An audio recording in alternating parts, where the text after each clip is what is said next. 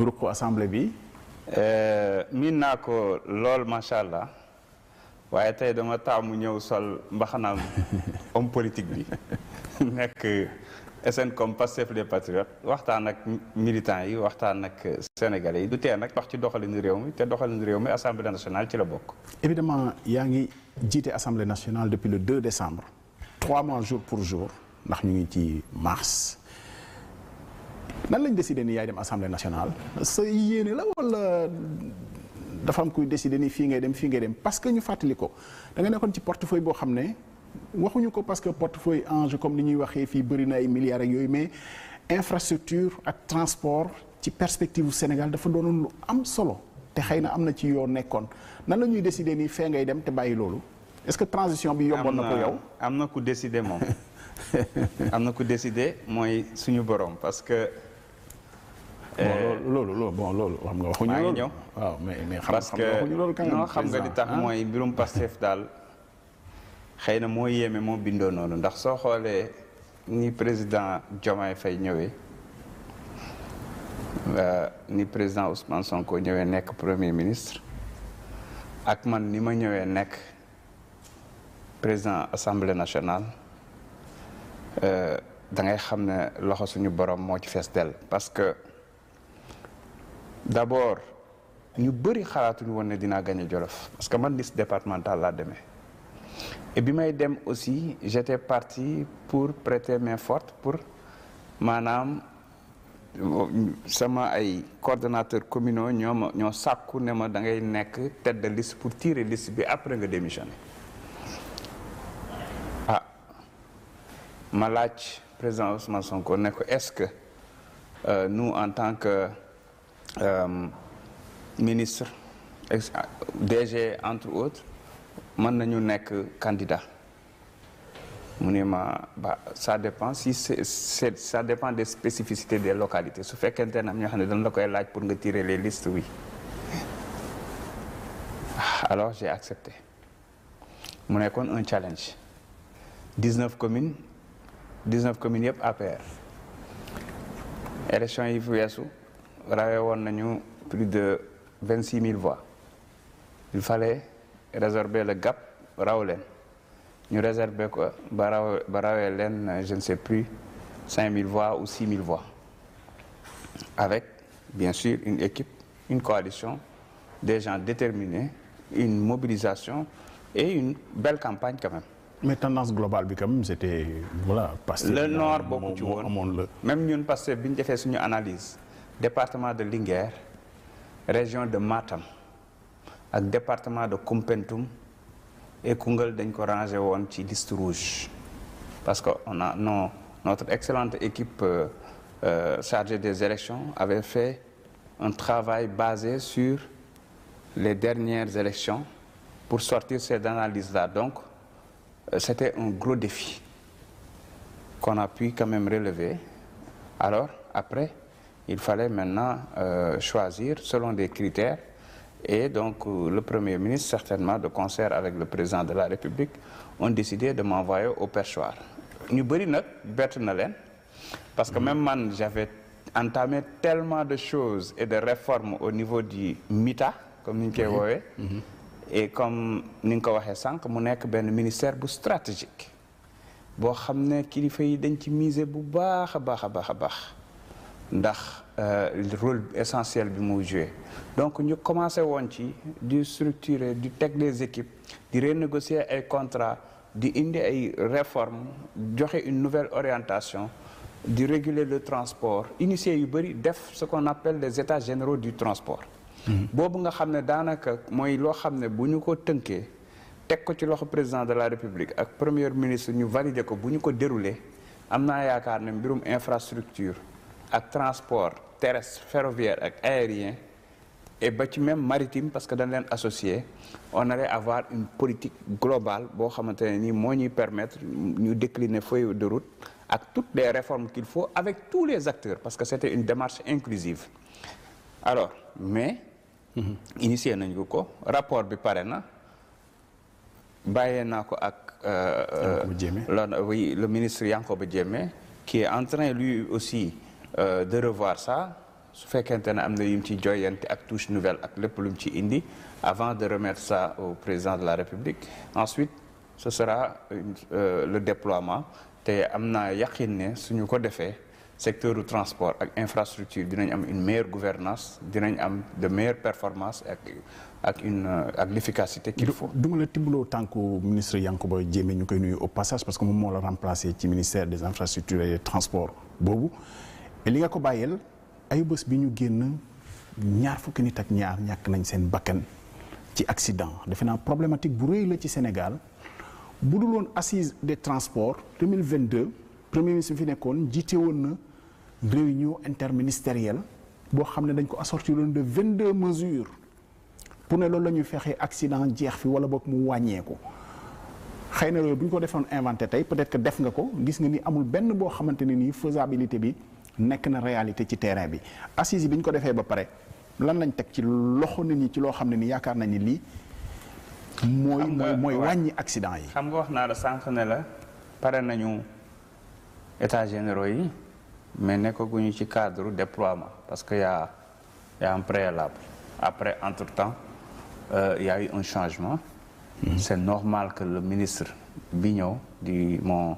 frère Yankoba Diémé prendre le temps de mettre ses équipes de prendre en possession tous ces projets-là xool ko apporter aussi sa touche et tout daal di opérationnaliser. Maintenant entre-temps il y a des mesures conjoncturelles qui ont été prises aussi pour régler le problème la recrudescence des accidents. Ce qu'il faut comprendre c'est que du problème boo xamante ne nii da ngay ñëw rek tàkk régler ko c'est un ensemble de choses c'est un écosystème boo xam ne moo gënoon a pousser ñi def états généraux yi nga xam ne da ngay indi une batterie de solutions yoo xam ne soo leen boolee mettre leen en harmonie ci ngay juguler question boobu mu réduire ko drastiquement parce que même dans les pays développés on continue à avoir des accidents mais au moins fii fréquence bi muy amee ak causes yi surtout il y a beaucoup de choses à faire l'infrastructure il faut le dire infrastructure am na jéego yu am solo yoo xamante ne nii suñu réew jot na ko fi def avec les différents régimes passés m'empêche continuer nañu am ay problèmes dans plusieurs corridors notamment les nationales nga xam ne dañu ndaw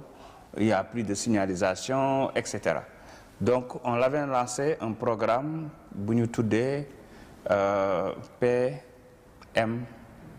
PMN programme de mise à niveau des nationales c'était pour dédoubler les nationales nga xamante ne nii au moins dina déjà réduire les risques d'accident yi nga xam ne confrontation la il y avait un programme boo xamante ne nii aussi c'était de développer les autoroutes pour yenn corridors yi nga xam ne dañu accidentogène comme Kaolack Tamba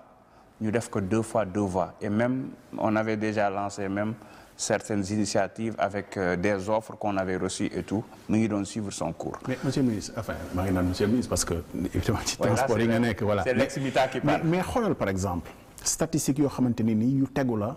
te xaw a safaanoo ak effort yi ñuy def ci wàllu infrastructure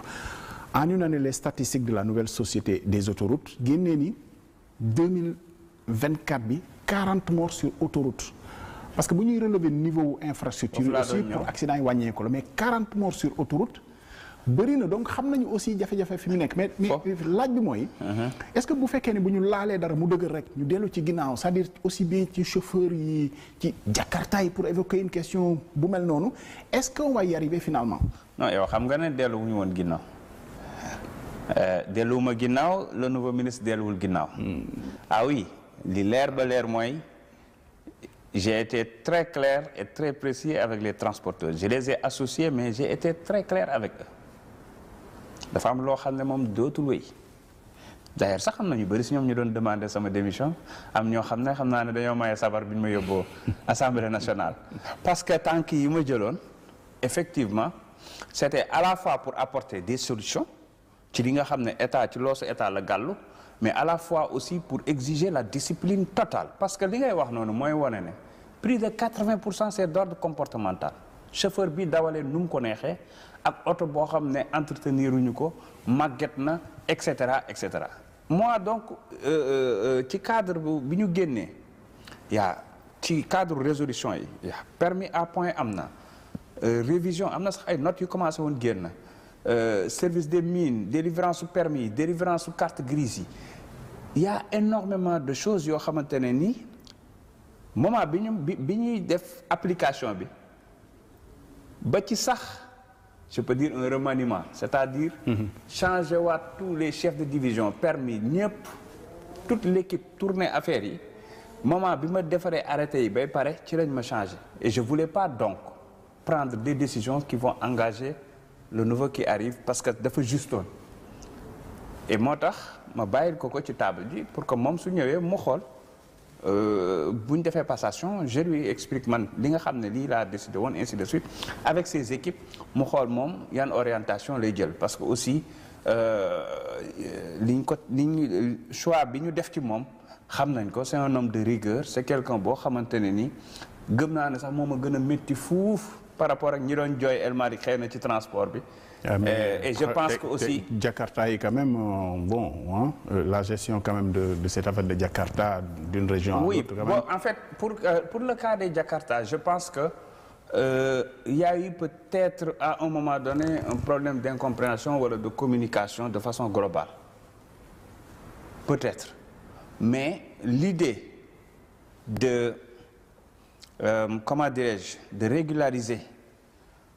parce que j'avais reçu toutes les structures de deux roues yi activé wu ci deux roues. Mais Jakarta moom amul limite comme ni taxi di amee limite. C'est-à-dire que falaa jëm falaa jëm et loolu le nouveau ministre mu ngi ci liggéey avec ses équipes parce que tout ce qu'on avait initié aussi mu ngi ci table bi dañ koy yokk jël ci expérience bi nga xam ne ñoom tamit fekk nañ ko fa ak li nga xam ne ñoom indaale nañu ko boole ko parce que vous demandez au ministre Serigne Gueye Diop même régulation importation Jakarta yi sax on avait commencé à en parler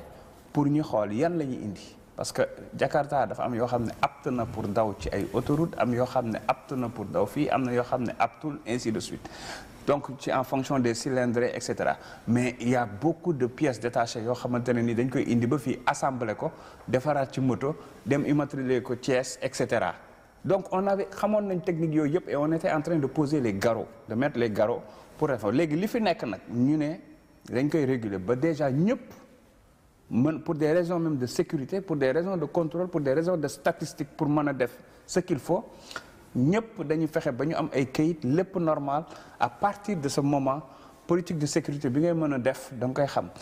et on avait même initié un projet boo xam ne c'est que moto bi dafay am benn carte ça c'est déjà le cas mais ki koy dawal day am carte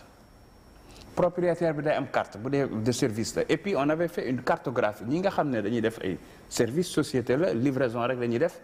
ñi nga xam ne dañu bëgg a def transport pour Dakar moom transportul Jakarta ñun dañu jàpp ne c'est à interdire c'est à bannir ci loolu lañ doon liggéey même dans les régions mais en attendant ngay am solution alternative boo leen di proposer dans les régions parce que ñoom moyen de déplacement boobu rek la ñu am à part peut-être les charrettes et cetera mais au moins ñu imposer te loolu ñoom sax d'accord nañ ci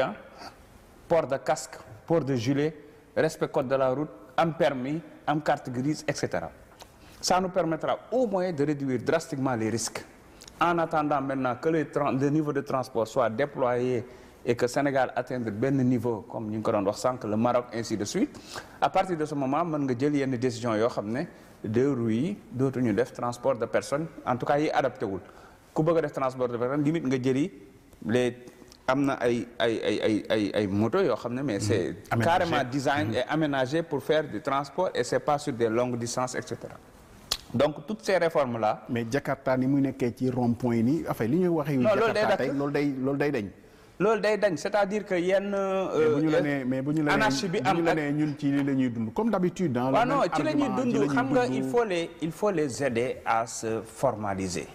Sénégal nag loo fi yëkkati dinañ la wax ne ñun ci la ñuy suturloo. oui mais xam nga option bi gouvernement bi jël ci ne régulariser leen évidemment on va avoir le même nombre bi doon daw mooy régulariser parce que. waaw mais au moins c'est une chose. régulariser mooy kii dawal tey. bu la benn moto parce que kii gàmm ak kii raas dem bokkul bu la dee benn moto rombee këf sa montre bu rafet bu cher bi nga gis matricule bi dinañ ko mën a traquer agression bu amee ainsi de suite dinañ ko mën a traquer mais aussi dinañ mën a au moins parce que demoon nañ benn instant boo xam ne kenn mënu la wax sax ñaata moto nekk Sénégal. bien sûr. kenn mënu la ko wax man dem naa participer ci seen activité xam nga am na course moto yi am ci parcours bi nekk Mbour. j'étais parti rencontrer leen waxtaan ak ñoom jour boobu la ma fekk ci ay moto j'ai l'impression que Sénégal yëpp moto la. profiter sensibiliser leen mais wax ak ñoom. comprendre seen ay besoins et cetera et yooyu yëpp c'était pour mieux l'intégrer ci cadre états généraux yi mais nag dama la bëgg a wax ne état la et dañu def nag ay benchmark yu ñu permettre ñu xam ne yu bëri mën nañ ko régler Burkina moo ñu ëpp ay moto mais les gens dañuy respecter code de la route. Bien sûr. Dañuy respecter port de casque moto yëpp dañ leen immatriculer y a un système de gestion qui fait que y a moins d'accidents. Donc pourquoi pas ñu def ko fii Sénégal. duñ fi interdire ay transport ay cak-cak et cetera mais discipline bi dina am respect code de la route bi dina am ay këyit yu normal dina am assurance dina am port EPI casque gilet et cetera dina am su ko defee lépp mën a jaar yoon pëccoxoo bi jeex te noonu lañ ko war a defee ci oto yi noonu lañ ko war a defee ci charrette yi nga xam ne dañuy daw ci autoroute yi am na anarchie boo xam ne faaw mu dañ. mel na ni sumee kooku ministère bi te xëy na peut-être ki la succédé xëy na de temps en temps ci lan ngeen nekkoon évidemment c'est la continuité de l'État mais bu dul loolu bu dul Jakarta di yeneen mode de transport yi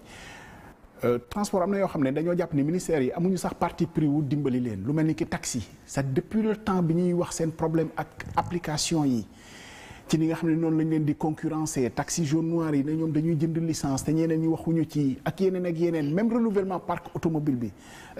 monsieur le président de l'Assemblée nationale. parce que voilà monsieur le ministre ak surtout très rapidement parce que foog ñu jàll ci leneen deuxième phase saxaar bi nga xam ne mooy TER bi Diamniadio est-ce que dafa nekk ci tagga témbe wala. réellement mu ngi dox normal xam nga taxi yeeg yëpp mooy li ma la wax rek. te su états généraux yi génnee di nga ko xam parce que ñoom ñoo ñu gën a xam problème mu secteur bi de te ñoo ñu gën a xam ne li ñu leen di wax ni yëpp intérêt wu secteur mais léeg-léeg ñu ne dégluwuñu leen ah. non ankay au contraire lan lay wax lii daawuñu ko am. jote woon nga ñoom quand même ah ci nii def na te waxuñu. concerté wuñu non doxal dëgg wax leen defuñu man état la damay jël sama responsabilité mais avant tout je discute ñoom ñëpp amul ku ma ci recevoirul. Moi, je passais toutes les journées à recevoir les acteurs comme ci man di doon par contre quand il faut prendre une décision nga waxtaan ak ñoom defuñu li ñu war a def toi état tu prends tes responsabilités. parce que moi j'ai été non wax leen li ñuy def. j'ai été très clair non je leur ai dit fii la ñu jëm nii laa bëgg ñu liggéeyee man seetuma lu neex ma Samba seetuma lu nox ma Demba man lu neex Sénégalais bi laay seet. On a parlé de l'histoire des VTC. Je leur ai dit, j'ai trouvé ici un décret signé par le président Macky Sall ci VTC yi c'était pas appliqué parce que le ministre avait dit que élection lañ jëm et cetera pour X raison dañ koy verser ci cadre états généraux yi VTC yi participer te états généraux yi taxi yi maan yi participer ci ñu waxtaan ñu ne yëf ñi lañ koy doxee parce que ñoom contre ñu VTC mais concurrence déloyale la ñuy contre et ils ont raison wax nañ dëgg VTC yi tamit ñoom seen bopp xam nga lan la ku ci nekk da nga gën a bëgg ñu régulariser affaire yi parce que VTC yi ñoom it dañoo sonn ci arrêté yu bëri yi fu ñu tourner police arrêté leen gendarmerie et cetera parce que nekkuñu en règle certainement ci parce que amul benn cadre bu ko régir cadre juridique léegi nag ñu waxtaan parce que même décret bi VTC dañ doon wax arrangé wu leen pour tëggaat loolu yëpp ñu rek parce que je leur ai dit man mënuma privé du Sénégalais le confort mu toog këram dugg ci application commandé taxi bi ñëw ba yegsi na ko yegsi naa mu génn dugg ci taxi bi dem ba fa mu jëm wàcc te fu muy jaar da koy xam gis itinéraire bi et tout wàcc dem gis ne fàtte na téléphone am wala saagam ci taxi bi mu xam ban taxi la woon ban chauffeur la woon fan la ko jëlee fan la jëm mu récupérer waat ko et cetera. Je leur ai dit l'État est là pour vous accompagner à vous moderniser parce que monde bi fi mu jëm. soo moderniser wul da ngay disparaître. C'est le discours que j'ai tenu c'était très clair ma ne leen parce que Yango bi muy njëkk a ñëw Sénégal dama koy citer. oui mais protéger wuñ leen aussi. ba xaaral non maa ngi ñëw non bul wax protéger wuñ leen xam nga lu tax bul wax protéger wuñ leen. parce que jiitu na la sax loolu ñoom amoon nañu. non jiitu na ma mais dama lay wax moi je leur ai tenu un langage de vérité. dama ne leen Yango bi muy ñëw Sénégal taximaan yi la liggéey ak benn taxi ñëwul ci état ne ko attention Yango miy ñëw kat daf ñu nar a xañ suñu kii parce que boobu weer 900 000 lañ doon laal. xam nga ban exemple la lay jox xaaral monsieur le ministre xam nga ban exemple la lay jox mu ngi mel ni bu ñuy def. non boo ma daggee te ñu bañ a comprendre li may wax. juste exemple bi may joxe non c'est important dafa mel ni bu ñuy def dialogue politique ci jamono ngeen ne demuñu parce que du ñu waxtaan ak diw mais mu fexe ba am ñu fa dem xam nga day. bii nag ñëpp a ñëw man moo tax ñaari doo leen comparer. bii ñëpp a ñëw soo nee dafa ñëw ay taxi lay liggéeyal. non bàyyi ma expliquer la bàyyi ma expliquer la xam nga da nga ne ma fi nga ko fekk. dama lay expliquer le procédé. Yango ñëw na liggéey na ak taxi yi dem ba mu yàgg mu commencé installé wu wàcce offre